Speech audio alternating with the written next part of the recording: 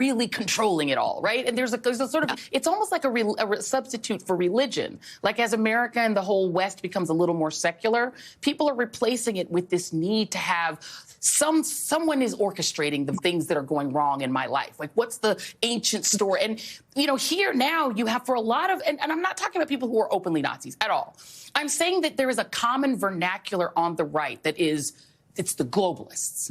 Right? That it can't just be that more people like to vote for Democrats. George Soros is orchestrating this. It can't be that black people wanted civil rights. The Jews are tricking them, and they're making them want civil rights, right? And it feels like that's like a common theme, which is why I do love Ultra, because it's like, wait a minute, this is like a common theme. There's some, and unfortunately, the train that's never late is that it's the Jews. Right? And the Jewish people get tagged.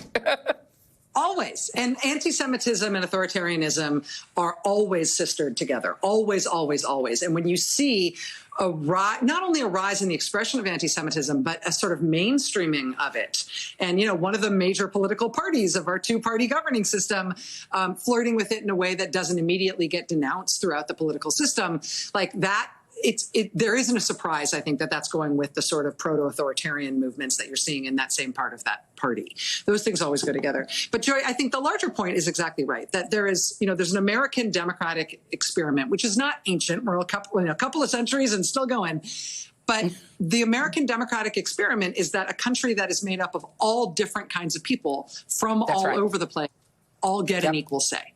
And to the extent that that freaks you out, it's hard to argue, although some on the right now are, some on the ultra-right are. It's hard to argue, actually, we don't want American democracy anymore. Democracy is uncomfortable because we don't like everybody having a say. We prefer that just we have a say.